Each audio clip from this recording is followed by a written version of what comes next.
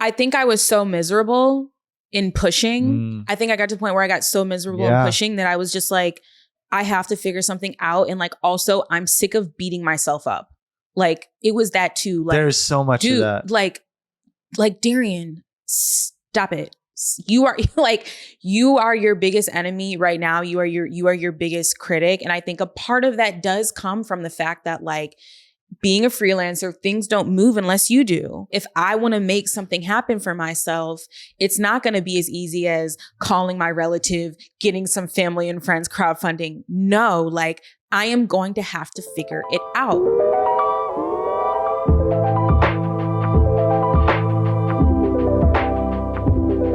I feel like you and I met when we were both kind of in this transient headspace. We were talking about what we were doing, our creative ambitions.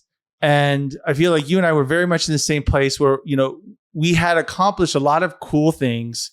We had a lot of like rad stuff on our resume that anyone would kind of die for, but there was just this sense of like, it wasn't it. Mm-hmm. And since then, I see that you're working at the LA Times. You just released a new book. It feels like you're more comfortable in your skin creatively and kind of you figured out your North Star. Mm-hmm. You might not be 100% there yet, but you see the North Star and you're on that path. 100%. And it's actually so interesting to hear your perspective because I was in such a different headspace than I am currently. A headspace that I feel like that fluctuates, but still, it is so interesting. I am working as a beauty editor at large for LA Times, their culture magazine Image.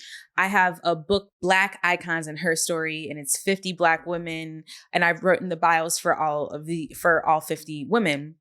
And also on top of that, I am finally developing what really is a representation of my North Star, which is Studio Symone, which is really honestly inspired by my own work and passion for beauty at the intersection of politics and pop culture, and figuring out how do I make an ecosystem around my work? How do I also get more of it out there? And also how do I storytell across mediums, not just through publishing, which is tumultuous to say the very least. And so, yeah, that's where I'm at now. And it like feels so accomplished, but I got to work hard I'm working hard every day. Like I'm in the trenches every day. It does feel like you hustle hard. Yeah. And actually I've gotten, out of necessity, I've had to really learn how rest plays into that. And I'm not running myself ragged like during the week. Like I really get 7 to 8 hours of sleep. I really wake up early. I really like take my walks. Like I have to. So let's back up a little bit because there's so much to talk about. Mm-hmm. Your creative ambitions, how you're going about doing it. The fact that things like sleep have clicked for you. That's something that is clicked for me in the last few years, even though I'm always falling behind because I have a toddler. But I understand it doesn't matter how many, prescription drugs you take or what techniques you're using. If you're not like treating your body well, like you're not going to be able to do anything. You're not going to be able to do anything. Yeah. But, I had no idea you had ADHD till you tweeted something a couple months ago. I was like, she's my people. That makes sense now. So when was the first time you realized your brain worked a little bit differently than everybody else's? Man, I don't know if I could give you 2 timestamps in correlation to ADHD. One, I think what's important to know about me is that I was tested when I was younger. And something that we do know just from studies is that little boys are diagnosed for ADHD much quicker and much easier, however you position that word, than girls. And so Black women specifically. And Black women specifically. Or Black girls, yeah. Mm-hmm, Black girls. And so it was something throughout my life that they told me that I had a little bit. I was on a spectrum of it, but it wasn't that I needed to take medicine for it or to treat it. This is really interesting because, like you said, I forget the stats now, but it's pretty crazy. The likelihood of a Black kid, specifically a Black little girl, getting tested in school compared to white boys. Boys are usually more rambunctious. They're louder. They're more disruptive. That's one of the reasons why boys tend to get tested before girls do, because girls, not always, but girls often tend to be more in the daydreaming state than in the disruptive state. So what was it for you? Because you're a little bit of a unicorn that, like, as a little Black girl, you're getting tested for ADHD. What I can tell you now, being 31, is that what ended up happening was I developed a ton of coping mechanisms to function and to excel in work, in extracurriculars, and in sports. I was definitely a kid who was very active outside of even the classroom, from playing softball to like being student body president. Like, I was that kind of girl. And so I think that honestly, it wasn't until really like these past couple years, I think especially with COVID, where now I've been able to kind of say like, oh, here's why I interact with people sometimes the way that I do. Here's why I interrupt people. Like here, like, and or like, this is why I have to work really hard on this. And so I think that I recognize honestly that I was burning myself out because I did always feel like I needed to really be also, better, whatever that meant in whatever context, throughout my peers or whatever I was doing, or to really prove myself that I was not only was I capable, I was more than capable to be in the room. And so, well, talk about your parents a little bit, because again, I often hear so many times Black people tell me in the culture, it's just like, there's nothing wrong with you, just like act straight, like get it together. Yeah. And it wasn't that with my parents. My dad is in the medical field. So I feel like my dad isn't a doctor, but he's within the medical field. And I felt like him having that background, he just, I went to we had Black doctors. I had a Black dentist. Like, we really had Black caretakers around us. I just felt like, for me, I honestly feel like my just identity and almost who I was, and also what the value sets were: studying hard, getting good grades, being involved in this. Like, because I was doing all those things, I think it really put a cloud under how I was processing information and what that really looked like, because to whatever the standard was for my parents, but also like just society, I was checking the boxes. And so I think at what point were you not checking the boxes? Because I feel like that's what happens is sometimes we'll have a structure. Oftentimes that can be like in elementary school, middle school, high school. And then sometimes it's, going to college is when it falls apart, or going into the workforce where you don't have your parents making sure that you're up at 8 with your food headed out the door. Do you remember the first time you're like, oh, it feels like my brain's broken. I can't quite keep up in the same way that everyone else is? Oh, this is very recently. Like, so I had mentioned my book earlier. It was in working on my book that I realized, like, even with your best intentions, you're not getting this done at the rate that you are hoping to, or setting aside enough time to. And it's beyond like having writer's block. Like, why do I have this desire, but it doesn't match up to productivity, or it just feels like this is something I cannot get done? And so I felt like, honestly, the process of writing my book made me almost realize like, oh, you have ADHD, you've actually had it for a while. One of the first signs of it was just the culmination of anxiety I started to feel. That was the number one sign. I felt that the way it started to show itself, I felt like I honestly got through. I'm kind of impressed at how well like I got through college, honestly, with ADHD. I think it was more of career, work, burnout, COVID, realizing also COVID really amplified my anxiety around the world, around what's happening in the world. And I think that then also in tandem, being able to do exciting things. I was working on a book, but it just made me realize like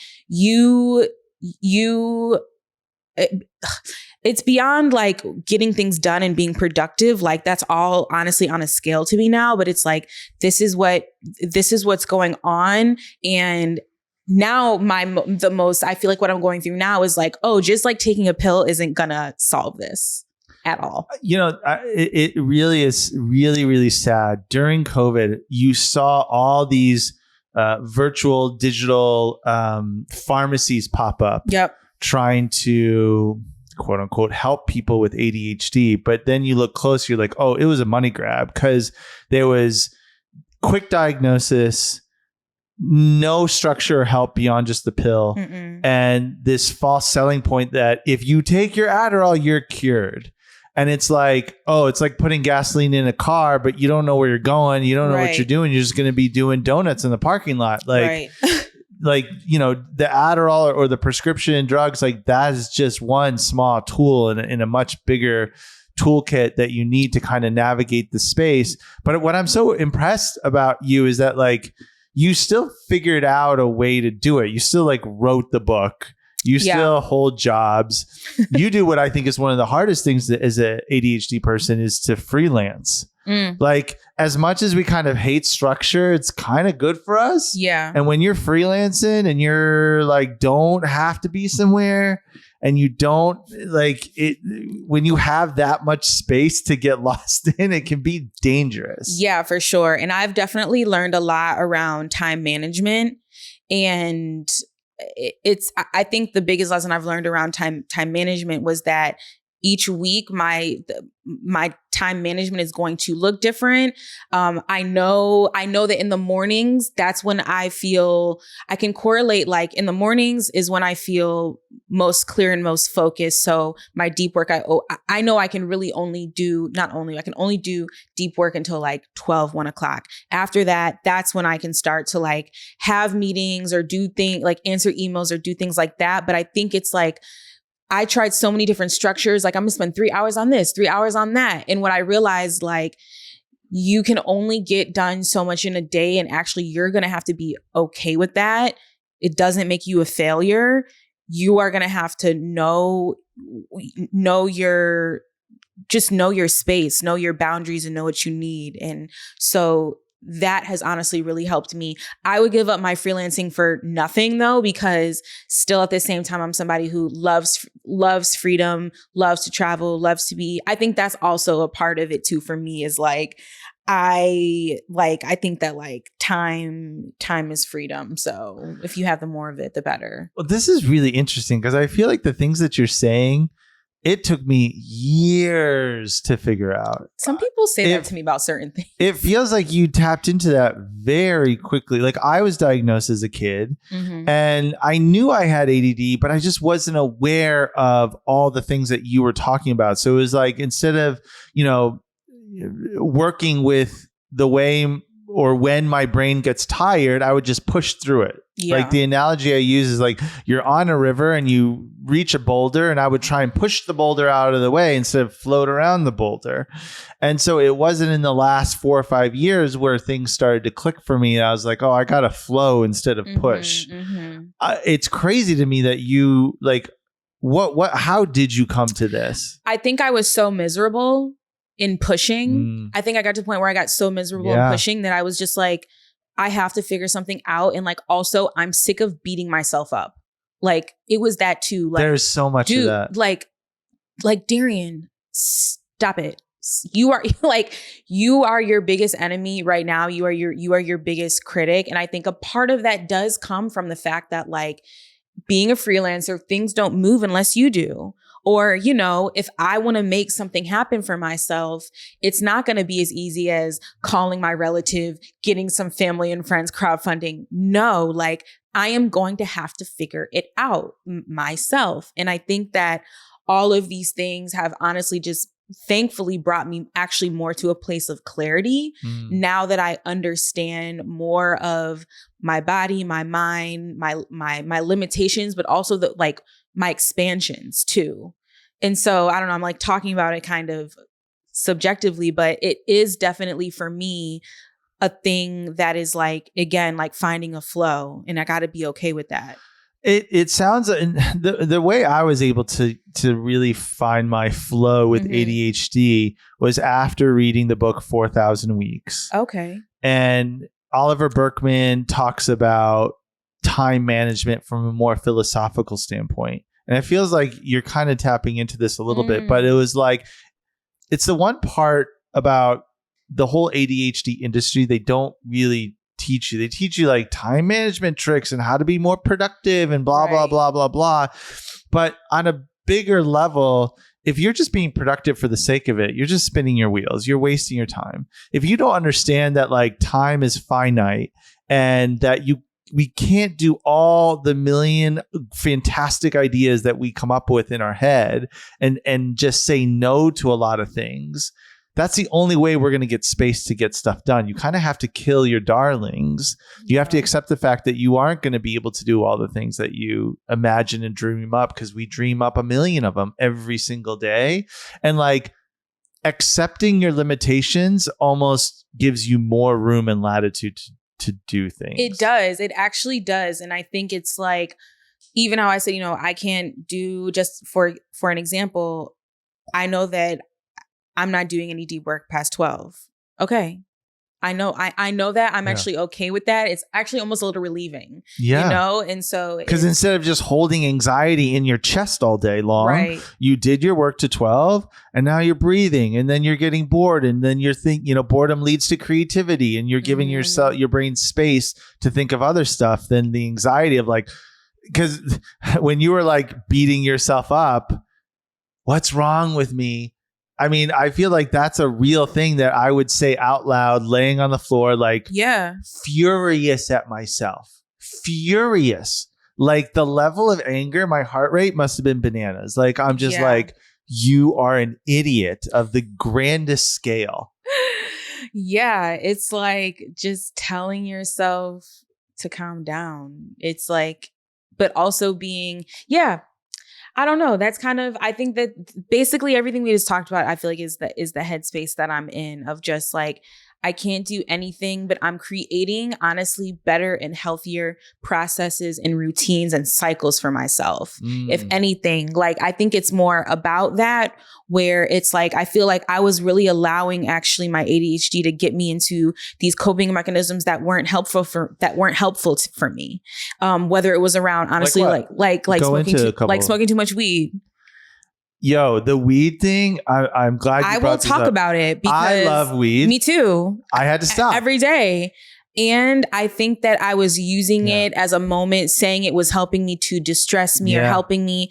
No, it was making me foggy, groggy, and it was stopping me honestly from getting to that mental clarity that I needed for what I was working on. Yeah. And so I think that like giving myself grace, but like knowing that all those things affect you, you gotta have your priorities, and your priorities can change, right? Like they're not the same over the weekend or when I'm at dinner with my friends, you know what I mean? So I'm also, I don't know how much you are into astrology, but I'm a Sag, and like, I love to live life. Like I love to have fun. I love to hang out with my friends. Like, so I think if more, it's just a balance of like how honestly all of this still contributes to my work, because having conversations with people, reading books, taking breaks, creating space in your brain just to think and to relax is all valuable to when I'm sitting down at the keyboard to write. Yeah. And it's interesting because I always struggled to read. Reading, I know, is really hard for a lot of ADHD people. That's why they love audiobooks. But once I started reframing how I approach a book, it made it easier. And it's interesting how playing a lot of these mind games, because it's just dopamine. We're just always chasing our dopamine. And if you can trick your brain into finding it in different ways, like, there are a couple books I've been reading now because I'm like really excited to understand ADHD from a philosophical point of view, and then be able to share that within All Day Dreaming and my community and the people that I talk to and stuff like that. So now it is exciting. Now it can hold my attention, whereas before it didn't. And it's just like kind of like hacking or finding like a backdoor entrance into doing the things that I thought I couldn't. And this idea of, this is another thing that I've learned to let go of, is holding so tight to an idea of yourself. Like you were talking about being fluid. Sometimes your priorities shift. If you tell yourself every single day, I am a person who can't read and that's it. And that's so much of like what I see on ADHD TikTok and like all these quote unquote experts are just like always talking about what they can't do. And I'm like, yeah, if you drill that shit into your head every single day, right? Of course you're not going to do it. I used to not ever be able to wake up early. Guess what? I got a 2-year-old. I'm up early. Yeah. Like things shift. And so never to hold on to any idea of yourself, good or bad, tightly, because it can change based on your scenario. ADD is so much about your environment.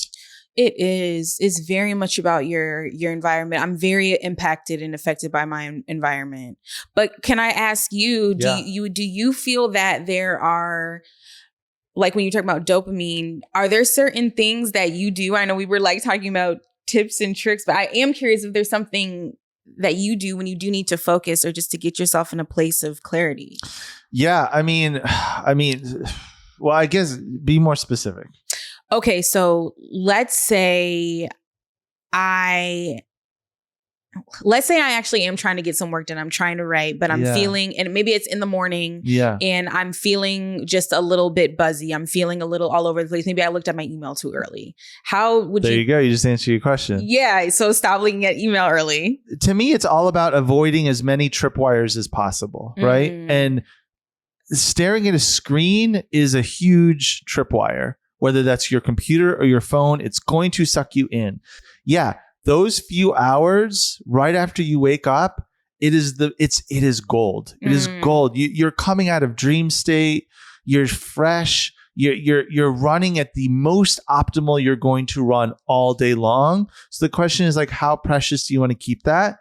And there are things that you can do to try and keep that, to safeguard that. For me, my phone does not enter my bedroom. Love. You know what I'm saying? Like it was kind of a tricky transition, but now it's really bizarre because I grab it and I scroll for 20, 40, 50, 60 minutes. And I'm like, what the fuck did I just do? I just wasted all my beautiful, precious morning brain power on trash. Like eating French fries right out the gate. Like, get out of here. So it's about structuring your life. And there's no like perfect hack. What you're just trying to do is just bring the percentages down a little bit. Like distract yourself 10% less, 20% less here and there. The way that works for me is accountability and community. And that's why I started All Day Dreaming, because I realized like all these years that I've had this, the thing that motivates me the most are like the people around me. My wife motivates me. My friends motivate me.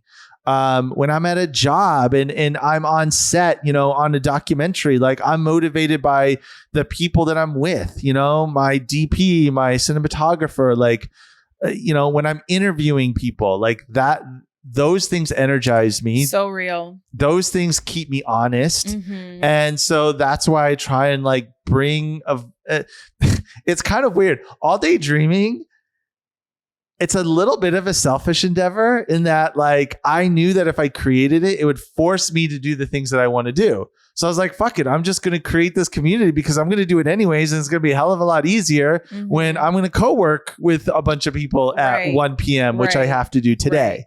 But your desire, though, I still feel like what you were reaching for was a thing that so many other people have also been in search of as well. So it was like almost like you created something out of like keeping yourself honest. That's right. Which I think is like better than half the stuff I see around the city, some of the shops or whatever. Yeah. So yeah, I think that's incredible. The other thing that I implore with people, and this is something I just learned in the last couple of years after reading 4,000 Weeks, and there's different versions of this, whatever philosophical stuff that you read, but this idea that being uncomfortable is going to come in whatever endeavor you choose. Let's say you love beauty, that's your lane. you can love it with a passion. There's going to be days that you hate it. There's going to be days where it's like boring. There's going to be days where it's like not fun. Nothing is fun every single day. And for us, as soon as something's not fun or as soon as something's bored, we're like, jump ship, see you later. And I think we falsely equate that moment with like, oh, I shouldn't be doing this. Right. And it's like, no, you got to be comfortable with being uncomfortable. You got to get past the other side, because it's never roses the entire time. And we just kind of and maybe this is where society starts creeping in, like, follow your passion. Follow your passion is the hardest fucking thing you can do. No one tells you following your passion is hard. It's so much easier to show up, clock in at 9 o'clock, some huge company where you're just a number and they're not paying attention, and you just turn your shit in, you leave. That's easy. Following your passion is so hard. Freelancing is so much harder than any 9 to 5 I ever had. I work way more hours now. ADHD is not about productivity or focus. All the apps, planners, and pills that we obsess over mean nothing unless you first establish these two main fundamentals. Number 1, what is your purpose? If this isn't crystal clear to you, you will always fall victim to distractions. And number 2, what are your needs? Have you curated an environment and a life that helps get the most out of your ADHD? Are you surrounded around people who inspire you creatively and hold you accountable on the days that you don't want to do the thing that you know you should be doing? Join us for ADHD Reimagined, an 8-week live course that helps you find your creative purpose and defines your personal needs, so you can move beyond burnout and procrastination and transform your ability to focus and follow through on the things most important to you. Sign up today at alldaydreaming.org. You had mentioned that, you know, you've had a lot of corporate gigs. You were at Buzzfeed for a second. Like, it's hard to have, you know, a lot of those legacy places give you stability, and that's really nice. And depending on where you are in your life, maybe that's what you need. At the same time, we also want to have that one foot in like our dreams and what we're trying to achieve. And at some point you have to make that transition. You got to go through the portal and that threshold and take a leap of faith. And that's like really scary and really hard. And people don't tell you about that part, that like, you know, you're going to be in the trenches for a long, long time, like hating it. It's so funny you like the way you refer to BuzzFeed, because in my mind it's like, yeah, we would think of it as like legacy for this generation. We would. BuzzFeed for sure. What years were you there? I was there from like when was I there? Like 2015 to 2017. Oh, that was like peak. That was peak BuzzFeed. That's peak lists. Listicles. It was definitely. You guys are the ones that brought listicles to the world. I feel know, but that was definitely like. I still feel like, okay, they had investor money. There were a few locations. Like, it was pretty. The hum was humming. Like, you know, Tasty's doing well, and I think that like it was a good place for me, honestly, because it still was a place where I could experiment, and the newsroom was new, so you could try different things. Yeah. But it was like even BuzzFeed, I was like, this is. If I were to work anywhere, it would be like this and in this environment, in a new interesting newsroom. But it still kind of felt like this business model is never going to give me what I want. No.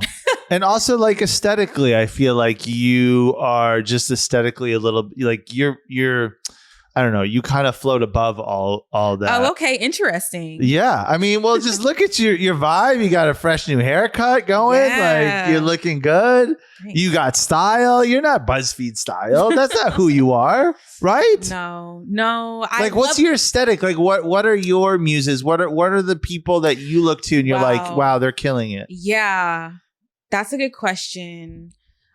Definitely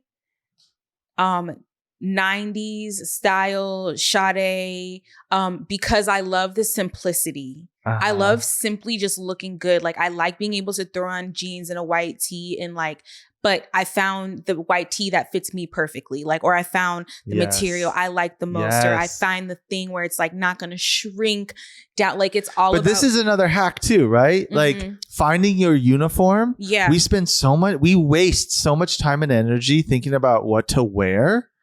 Talk about your morning brain power. Yeah. Obama used to talk about this all the time. That's why he always wore blue and black suits, because he's like, I got too much to think about. Right. I don't want to think about what I'm trying to wear. It's so real. And so like to have your uniform and just to like, we're going to shuffle. You can still have fun. You can still like have your night out outfits, but like your day to day where it's like, hey, I'm going to work. This is my uniform. This is, you know, the suit of current day, whatever that is. Right. You figure that out. So what is that for you exactly? T-shirts, jeans? Yeah, I honestly feel like right now I've been honestly really into different creams and whites and textures. So I like to wear a tank. I like to wear a tank that like shows my shoulders. Like I like my shoulders. I like my collarbones. I like my neck. So I like to wear things that like show my shoulders. But then, you know, like being in LA, I'll have like a similar creamed like button up or a linen I'll wear. And you probably have like 30 different shades. I do. But like, I'm so But then happy. you have the purple pink hair. Yeah, I would rather I like to get little tooth gems, or like I always wear my gold hoops. And yeah, I just recently cut my hair, and this is great because honestly, this is so a part of my aesthetic now of just like having short hair because it's quick and it's easy and it looks good. And what else do I like mid-rise jeans. Like I like cargos. I like to wear baggy cargos. Yeah. I definitely also have like a tomboy side to me for sure, where I like to wear even like not basketball shorts, but like shorts that are just like you can lounge in them, or even like track shorts I'll wear. And I love to wear crop tops. Like I love to just put on like basically a sports bra and like a cover, like a button up. And I'll tie it around my waist or something. And then I got some high waist jeans on and my little mules, and I can go out the house. That's it. And you don't have to think about it. No. Like it's just kind of like automatic. I know I'm going to look good. I feel confident. And so is that something you just kind of came into recently? Yeah, I feel like that's honestly something I came into, and I'm glad because for so long I feel like I didn't really have a style. Like I was just going with trends. And I think a part of it was feeling like I love fashion and I love style, but I could never afford anything that I really wanted. And now I just feel like I'm more in a place where I understand quality and also sustainability. That's right. Different. And I think also our values around clothes and what luxury means is shifting in this way where it feels honestly like more people can participate in fashion in the way that quite frankly, probably already were, but is now cool, or in a way that feels more welcome to them. Like, I just think that like Poshmark and Depop and all these places, like it's so fascinating to see how they're shifting, like who can participate and make money in fashion. And so for me, I think that like now I feel like I have this base, and I just want it could continue honestly to expand from there. Like I want to take more chances with my fashion. So, okay, I'm really fascinated how you wrote a book. I just want to kind of just know the process, the just day-to-day grind of it. How did you do that from like conception to an actual hardcover beautiful book? Yeah, well, there was research. There was research that went into it that I got help both from my mom and an editorial assistant at Chronicle Books. So I had support in that way, but first thing is mentality. I had to develop a mentality around what I was doing. I'm writing about women across different culture, across different disciplines. And, you know, there are writers who cover these disciplines, and it is their job to be critics of in those spaces, or culture writers in those specific spaces. So my mentality had to be that I couldn't be intimidated by that I was also a writer, and I just decided that this was just something I was going to be confident about. Like the same energy that I felt like the women in these books give, I was just going to give that and not hold back or shy back or be afraid. That's really interesting because you're covering icons. So you kind of like, you can't just like, you know, curl into a turtle shell. No, you're like, I got to embody these women if I'm going to write about them. Definitely. And so I was like, this is not about me like getting getting everything right. I say that in air quotes per se, obviously facts and things of that nature, but I didn't have to, like, for me, it was more around bringing out a fact or a story or a memory where maybe it's not always talked about, but it's still a way to have a structure that for the bio where it feels like you understand the nuts and bolts of this woman's life, but also you really learn things about her soul. That was big. And so I felt like I had a structure for how I went about it. Like in terms of just getting myself started, I felt like some of the bios, they follow a structure. And I use that, but I think that within it, I just, my voice comes out in the middle of it where I'm describing their lives or their personalities or their interaction with a song or a situation. And so often we get paralyzed starting something because we know that like the thing that we're starting is going to suck. So like, how did you overcome? Like for me, I always know now, I tell myself my mantra is version 1 of whatever I'm going to make is going to be trash. So like the bar is at the absolute bottom. How did you kind of overcome that? And with any of your writing, just, writing articles or whatever, like being okay with version 1 being crap. Yeah. I mean, I think that for the book, it was just like, honestly, just developing a North Star for each bio, like doing research and being like, this is what I'm narrowing in on. So it gave me some place to write to. But with writing articles, I think that I really try to come in as a collaborator and working with an editor and feeling like, okay, and really working with editors where I feel like they're going to help me to get to what I'm trying to say. And just honestly, some days are better than other days. Like, are there some days where I intend to write and I'm like, today's not the day, or I'm not feeling confident? Absolutely. Would you push through those days and say, no, I'm writing regardless today, whether I feel like it or not? Like give me like a typical day writing the book. A typical day. You wake up at what time? I honestly wake up pretty early. I wake up around 5. I do like my walk, meditation. I would get coffee, and then I would go into the book. And so, but honestly, I would say like my process. And you're typing this all on a computer. You're not physically writing. This is in the 1800s. Yeah, no. I mean, sometimes for this, are you using Notion, or is there like some kind of specific? I use my notes app a lot. Like I know that's very weird, but I just feel like I'm so attuned to it where sometimes even before I get into a Google Doc, let's say if I'm just doing research and I have a thought, I'll write down the thought in a notes section that I'm keeping on like Beyonce. So like maybe I've started the Beyonce bio. So I might honestly start going in the notes section on my laptop, like the notes app on Apple. And I'm just like maybe pulling out years or facts or little things from my research that I know.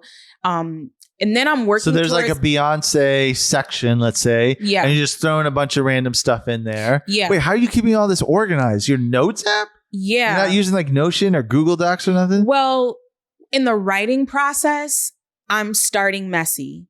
Because I feel like there's got to be so much information. So how are you afraid you're not going to lose something? My research is, I should say I have an Excel doc where I keep the status. So it's like a name, it's the name, it's a Google Doc link to the research. So there's a research where there's a doc where all the research is culminated. Then I've made a shelf for myself where it's a Google Doc that this is where the bio will go that I'm going to file to my editor. And then there's a status bar, like, I'm researching this, like, or then I'll change. But that's for an article. No, this is for the bio.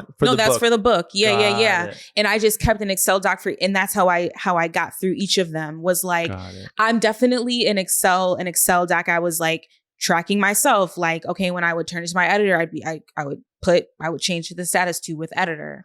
So okay, so you're up in the morning, coffee, meditation, then you start writing. Yeah, then I start writing. Hopefully, I mean, who knows? Something might throw me off. Somebody might call me. Like I might look at. So it's like even through the book, I honestly, like even everything I told you about my time management, knowing my limitations or how long I can do deep work. I learned all that through the book. There was so much trial and error around productivity and just crash and burn with my ADHD that it was more of like the throughout the time of writing the book, the process became more honed in as I learned more about myself and what I needed to write and what were my coping mechanisms or the things I needed to stop doing or to start doing. And so it was really towards the end of the book that I kind of figured it out. But before then, I was definitely a mess. Wow, this is really fascinating. So you basically had to force yourself to, it was through the practice of creating is where you kind of like worked through a lot of your ADHD. So like, were there moments where you're like, fuck this, I'm out? Of course. Yeah. Well, like I didn't want to write the book. No, but there were definitely moments where I was like, I cannot write today. I cannot write tomorrow. So you never doubted that you were going to complete it? I knew I was going to complete it. I had a contract, but also there was no way I was not going to. Accountability. See, that's the example. Yeah. Accountability. You had to write it. You didn't have a choice. I didn't have a choice. Did you have a timeline or was there flexibility with that? There were deadlines. I kept on missing them. I kept on but that was the thing where I was like, I'm setting aside all these times and days and I'm not doing this and I'm not doing that and I'm not picking this up. And your publisher is like being chill or no? They honestly were, they definitely were like, very gracious with me for sure. But it helped that they were kind of your... Yeah, they still had to be like, Darian, okay, if we want to have it out by this date, like we need you to file it by then. But it was just of like me communicating to them, like I'm trying my best to get this done. It's just a lot of work. Also, it is a lot of work. Okay, so you tell me how long before you started writing the book, how long you thought it was going to take you and how long it actually took you? It took me 6 months, which normally you get a year. You get longer to normally do something like this. I thought that I was going to be able to finish it in like 3. So it's double. It's funny. Yeah. Yeah. I think I probably even took longer than 3 months, like in earnest working on it. Like seriously, like not a bio here, a bio there. Like I'm churning out 2 a week, 3, sometimes 3. And then towards the end doing even more because I had to finally make this deadline. Yeah. And so by the end of it, what were like your 2 or 3 main takeaways that you learned about yourself and your process that are like, okay, I figured it out? I learned that I had ADHD and that I was going to have to do something about it, that it was making that the way that I was coping was making me miserable and I needed to figure it out. I learned that I could do it. I learned that I could do it. I learned that I had the capacity to write with voice and vigor and that it is possible for me to do that. And I learned a lot about my body. I learned a lot about my body and food and it's kind of hard to explain, just the rhythms of my body. I felt that I just learned a lot more about, and also in relation to sleep. So yeah. So you because if you're doing the same thing every day, writing a book, it's very much like a pattern, a routine that you're creating yourself. It's almost like whatever your intention is. Hey, I want to get in shape. Hey, I want to run a marathon or whatever it is. It's a lot easier to see how the way you treat your body impacts your creativity, right? Because 100%. If you go to bed late or you eat like shit, those things, you can feel it the next day. You can feel it the next day. And you can compare it to like... And and it'll affect also your ability to focus for that day. Yeah. And so it's like all these things also play into my ability to focus. And that's what I mean by like, just learning about my body and realizing like, okay, you want to do Studio Symone, you want to write for LA Times, you want to write a book. Okay, you're going to have to start taking care of yourself for real. Like that. See, and this is an interesting transition because a lot of people want to do a lot of things. And I always hear from ADD people that, the motivation's there. I just can't get myself to do it. And I still struggle with trying to kind of explain like, it just clicks. I don't know what it is. It's just also that's a very real problem. That is like that's like an ADHD specific problem that like I've watched and read about the ability. And that was honestly so much of what I felt like. I'm putting what feels like my best intentions forward for a day. I have declined these assignments so that I can focus on this book. I have set aside morning until 4 p.m. I have scheduled no meetings. What is it that I have not done? And then you start to feel bad about yourself. It becomes this whole cycle, like, but it is, I wish I could like cite this woman right now, but I do believe that from my experience and what I've read and looked at, that this is something that some people with ADHD run into, where it's almost like the ability to, for me, bring myself to the keyboard in this way where it was almost like I had to accept that this was not what my brain wanted to do right now. Mm-hmm. I'm going to have to go be productive in another way that maybe doesn't look like this metric of getting a bio done. Like your metrics around productivity and output have to start to look different. Like it's that more of what I had to learn, but I do still believe that there is something that clicks. Yeah. And I think that it clicks for me at certain cycles of that align with like my hormones, that align with like my health for that day, what I eat, how I move my body. Like, I think that all those things play into it. Whose other energy are you bringing into your world? So like, exactly. were you very conscious of like what friends you were hanging out with? Were you dating at the time? What about all that stuff? Oh my God. I actually felt like I had really isolated myself a lot. I felt like consciously. And I think that like I spent a lot of time at home. I actually think something that would have helped me more was if I did go out more and had a workspace to not always just be I felt like I spent a lot of time at home. And because I live so far west, you know, I have some friends who live near me, but I think it was also a thing of like, what I would do was at night, I would go out to events and I would hang out and I would drink. And then in the morning you would feel groggy. And so it was like slowly ending those things and just getting to a place where it was like. So you were saying no to friends, no to hangs. Yeah. Was that hard? It was hard. But it was like, I have to get this done. It was also a little bit of, I felt like self-sabotage that I was saying no. Like, I think there were some moments where it was like, girl, go have fun with your friends. Like, actually, you'll feel better. Like, you'll feel better. And so I felt like I now understand that balance that I can have. And I also think that for me, I think that it is really, not only is it a part of my job as a culture writer, but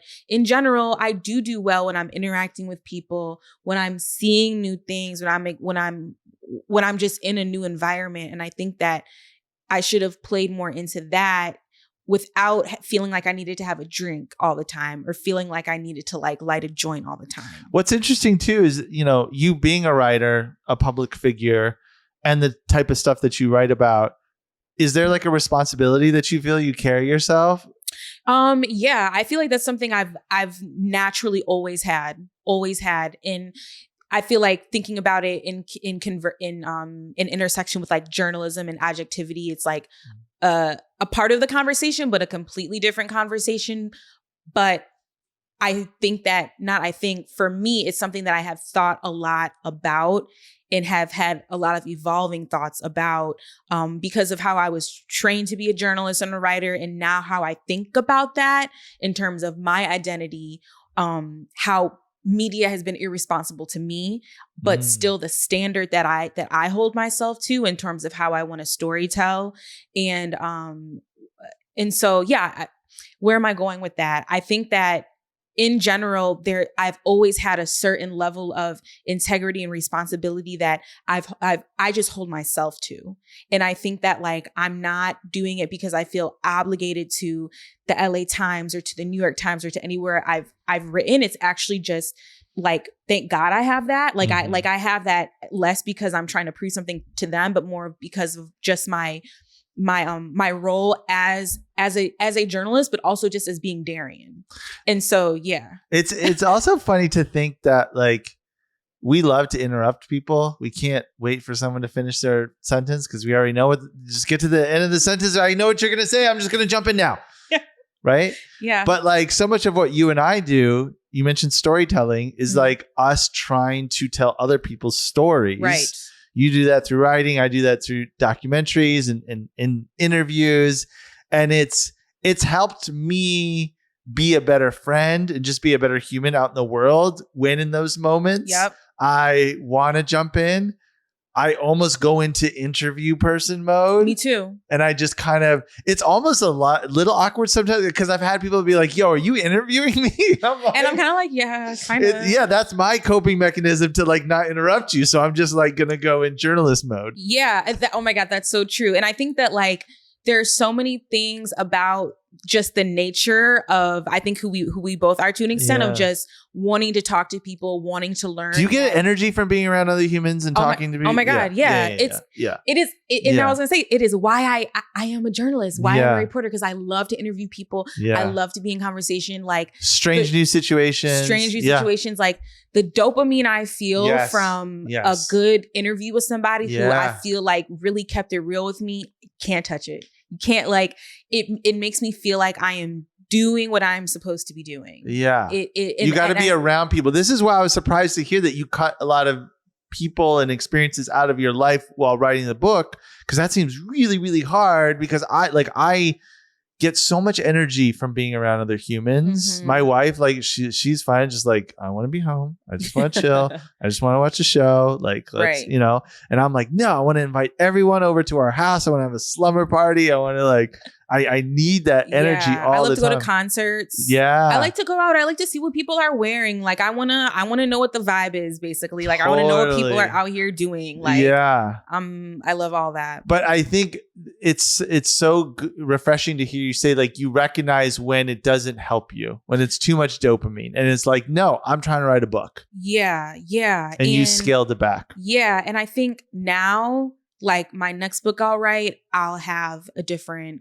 I've learned so much through this process. I'm so grateful for what I've learned. I think that I was meant to write this book, to finish it, to learn all the lessons that I did. And now I'm applying it, because I never want to put myself through that again in that way. What are the things that you're still struggling with? What are the things that are, like, you know, you live in excess with and you can't? Yeah.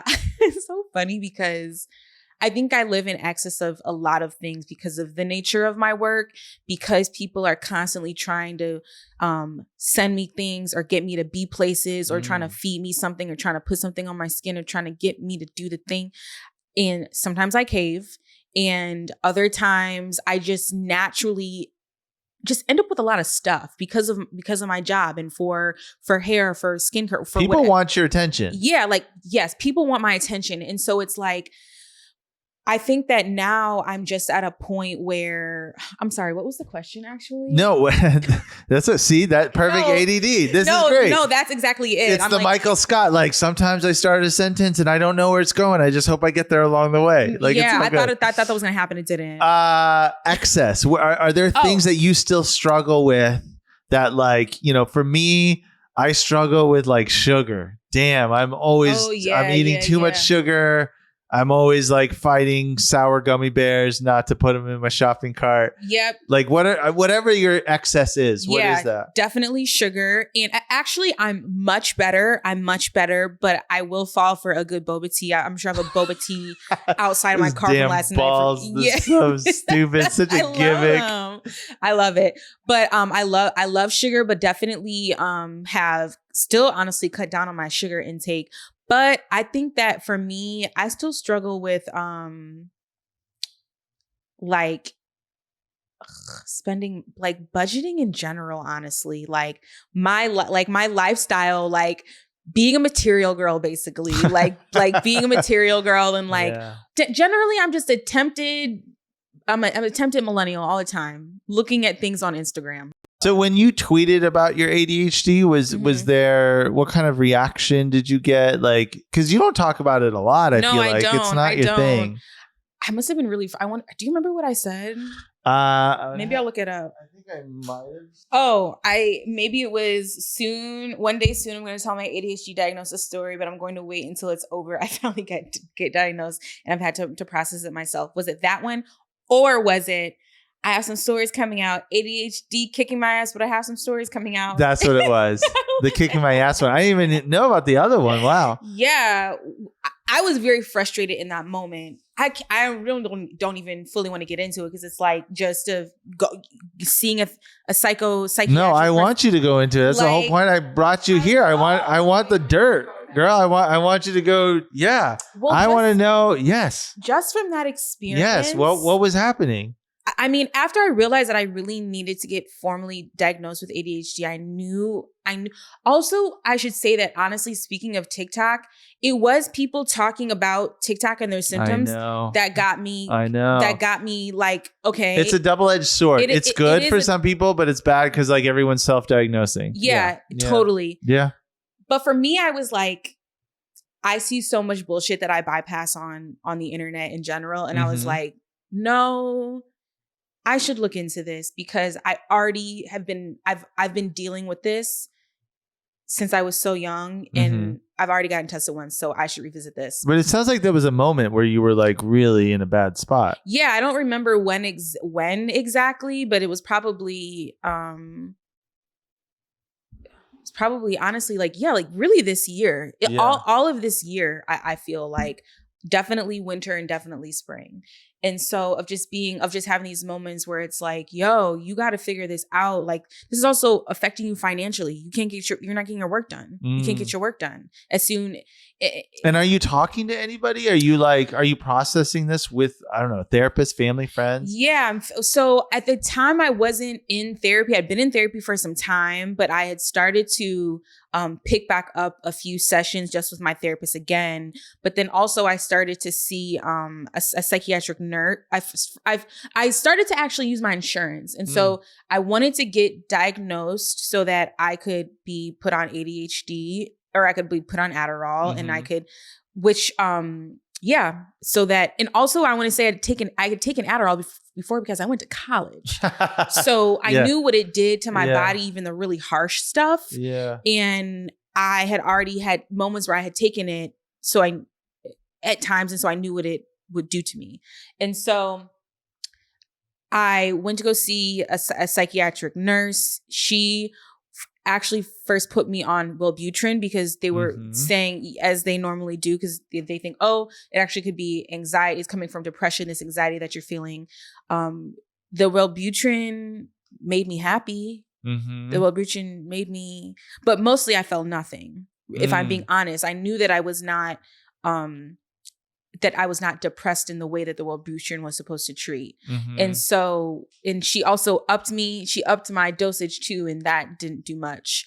And so then she was really hesitant. She wanted me to get an ADHD assessment, which was so odd to me because I was like, I thought this was what we were doing. And whoa, that's crazy that she put you on Wellbutrin without giving you the assessment. And that's wild. Yeah, like, she was like, I want you to get an AD. I was like, I would really like to try Adderall or Ritalin or something of this nature. Yeah. And she was like, I'm willing to try that, but I would like to see an ADHD assessment.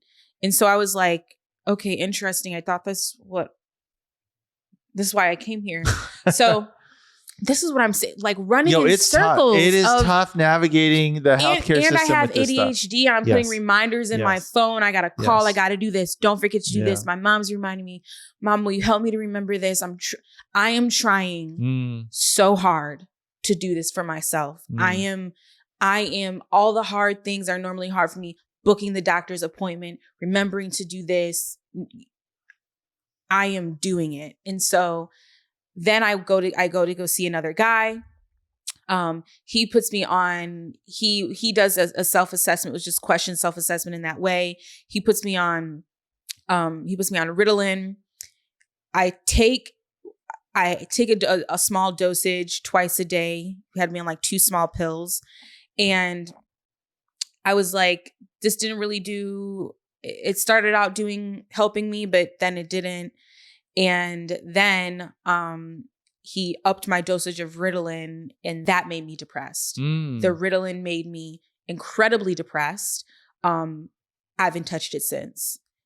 And I had a really hard time figuring out what to do after that because that was a crashing moment for me, really, because I didn't feel like I could go back to this guy, this doctor, because I'm just not feeling like you're going to help me to get to what I need to do, even though technically I should have. You should go back and regroup and talk to people. I was so overwhelmed, honestly, that I was just kind of like, I actually feel like this for me was more of a signal that I needed to first focus on how I was going to live with ADHD, create healthier processes and routines for myself, and also like find ways to also support your ADHD holistically.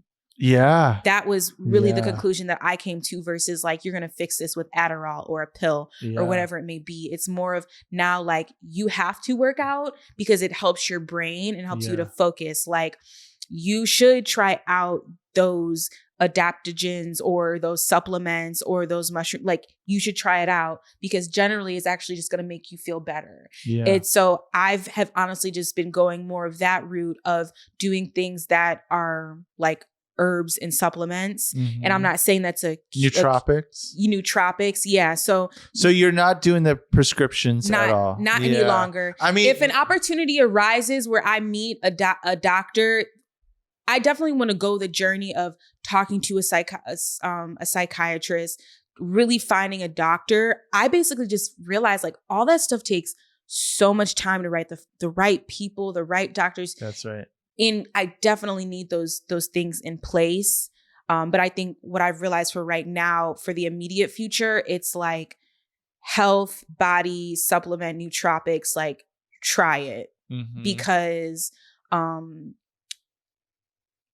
it's feeling like the way that I should be going. Yeah. So when you were feeling depressed, was that freaking you out a little bit? Totally. 100%. Had you felt depressed before in your life? I had, but not to that degree. Yeah. Not to that degree. It really freaked me out. And I really needed to have a moment of like, I was like, I had to really like communicate to people that was how I was feeling. Whoa. And that probably scares them. Yeah. Because they're like, okay, do we need to like really be looking after you? Like it's hard to get a sense of where it is on the scale. Right. Yeah. And you don't even know yourself because it's like a new territory you're walking through. But thankfully I had friends, I had friends who had gone through this, who were already on medicine or who were just there and supportive for me. Like, they're probably going to put you on Wellbutrin first. Like, that's not like, there were so many of these things that they already knew. So that was how helpful. long were you taking the Ritalin before it like kind of like you had those negative impacts?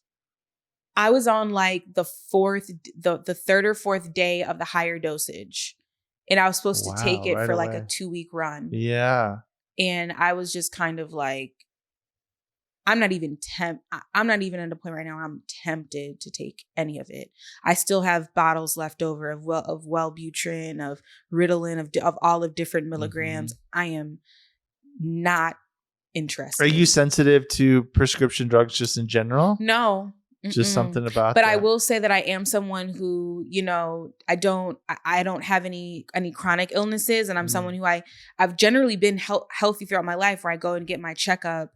And infections here and there, but anything that I really couldn't solve through like a telephone medical thing or going to urgent care. Yeah. So I think that navigating like the healthcare system now, when there are all of these like new tech, biotech, also like fusing the worlds of like wellness and Western medicine or in new establishments, Next Health, like all these different places that are like changing the way that we interact with these very sterile places. There's so many options to kind of like get around having a general doctor, having someone, but I do think that it's important versus just like the person I'm calling up through my Oscar app because I have pink eye, which is highly effective too and does save you some money. But, sometimes you do need to go in and see the doctor. You need to go a little deeper. Yeah. Do you have friends that have ADHD? Yeah. Oh my God. Isn't it funny to discover that? That's why we act the way we act with each other. Like, that's why we interrupt each other so much. Or like, that's why you do the thing you do. Yeah. Yeah. It's fun to discover. There's a group of us who I'd been friends with for a while, but we never discussed it. When we did, wait, you have a diagnosis? Wait, what? You have a diagnosis too? And then everything just starts making sense at that point. Yeah. I feel like my friends who have ADHD, it's like we really can carry 4 different, we will actually bounce. We will bounce you in 4 different conversations. Yes. And it won't be till 5 minutes where one of us will go like, oh yeah, we're flying high right now. Why don't we just bring it down why don't we try one conversation at once? And all of us will be like, incredible. Let's try it. Yeah, for and then sure. We'll go. But this has been a fantastic conversation. This is great. I really appreciate you just kind of hanging and vibing with me. You also drove, we're in Silver Lake. You drove from Santa Monica, which is basically like driving from New York to Los Angeles. Yay. Sweet. Okay. Do you know someone who would enjoy this conversation? Share it with them. And if you have just a moment, please rate our show and leave a comment on whichever platform you listen to. It really helps us reach other creative thinkers with ADHD just like you. My name is Hyla. Thanks for listening.